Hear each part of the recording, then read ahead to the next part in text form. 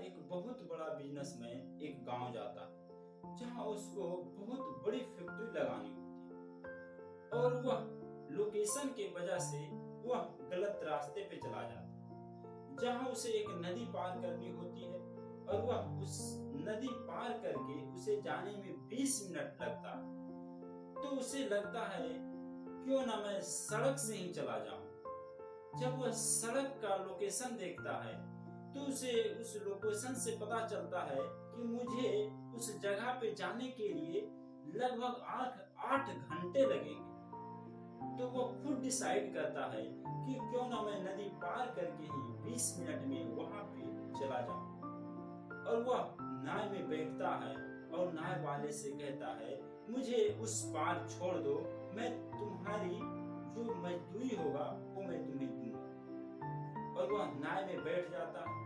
नाव बहुत छोटी होती है तो सिर्फ दो लोग ही बैठते हैं। एक तरफ वह बिजनेसमैन और दूसरी तरफ वो नाव वाले। कुछ दूर जाने के बाद बिजनेसमैन कहता है कि क्या तुम मुझे पहचानते हो कि मैं कौन हूं।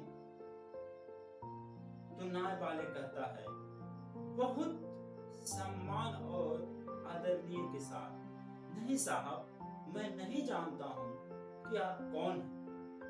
तो बिजनेसमैन कहता है अरे तू नहीं जानता कि मैं कौन हूं? क्या तू अखबार नहीं पढ़ता? हर एक 2 दिन के बाद मेरे फोटो छपती है अखबार में। तो बहुत ही प्यार से कहता है नहीं साहब, मुझे कहाँ पढ़ना लिखना आता है। मेरे तो पिताजी गुजर गए बचपन में ही, तब से मैं अपना घर का जिम्मेदारी संभाल रहा हूँ और मुझे पढ़ने लिखने का मौका ही नहीं मिला। मैं बचपन से इसी काम में लगा हूँ। उसने कहा अरे तुझे पढ़ना लिखना नहीं आता, ऐसी जिंदगी क्या काम की, ऐसी जिंदगी का क्या फायदा। वह उदास हो जाता है और मन ही मन सोचने लगता है कि मेरी जिंदगी कैसी है, मुझे पढ़ना लिखना नहीं आता। और वह अपने गलती को महसूस करने लगता है, वो उदास हो जाता है।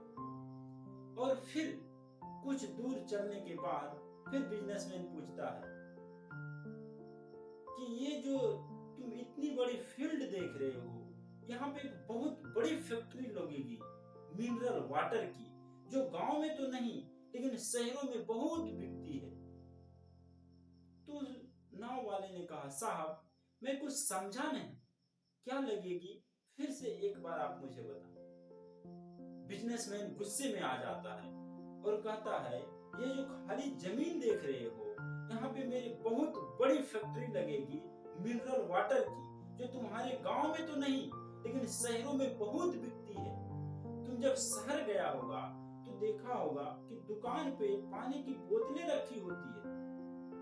तो उसने कहा नहीं साहब, मैंने तो कभी इस गांव से बाहर गया ही नहीं, मैंने तो देखा ही नहीं कि शहर कैसा होता।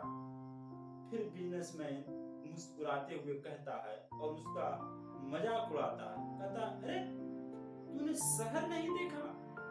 नहीं साहब, मैंने तो इस गांव से आज तक कभी बाहर ही नहीं गया। बोला अरे ऐसे जिंदगी का क्या फायदा।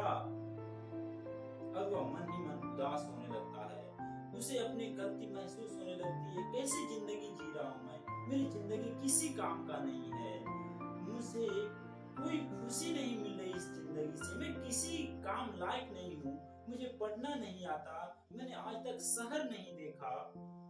और उसकी ध्यान नाव से हट जाता, वह धीरे धीरे कुछ आगे बढ़ता है और उसकी नाव टकरा जाती है एक पत्थर से और उसकी नाव में छेद हो जाता है। वो घबराने लगता है कि अब मैं क्या करूं। वो पूरी तरह से देख रहा होता है कि नाव में पानी भर रही है, उसे कोई उपाय नहीं सूझता। उसे पूरी तरह से पता चल चुका होता है कि अब नाव डूबने वाला ही है, अब बचाने का कोई ऑप्शन नहीं है सिवाय तैर के निकलने का। तो वो छलांग मारने ही वाला होता है। फिर उसे लगता है कि पता नहीं इस बिजनेसमैन को तैरना आता है या नहीं। तो वह पूछता है बिजनेसमैन से, साहब आपको तैरना आता है ना? बिजनेसमैन कहता है नहीं, मुझे तैरना नहीं आता, तुम ऐसा क्यों पूछ रहे हो? तो वो कहता है, साहब आप देख रहे हैं नाव में पानी भर रहा है और ये नाव डूबने ही वाला है।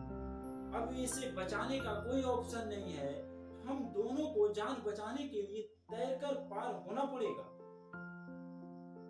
बिजनेसमैन घबरा जाता है क्योंकि किनारा बहुत दूर होता है और वो कहता है नहीं, मुझे तैरना नहीं आता, मैंने तो कभी तैरना सीखा ही नहीं। तो वो नाव वाले कहता है कि आज तक आपको तैरना नहीं आता, ऐसी जिंदगी क्या काम की? तब उस बिजनेसमैन को अपनी गलती का एहसास होता है और कहता है, साहब आप मेरी जान बचा लो, आपको जो चाहिए मैं दूंगा, प्लीज मेरी जान बचा दो। तब नाव वाले कहता है, साहब मुझे सिर्फ तैरना नहीं, मुझे डूबते हुए लोगों को बचाना भी आता है। फिर उस नाव वाले ने सिर्फ अपनी नहीं, उस बिजनेसमैन का भी जान बचाता है।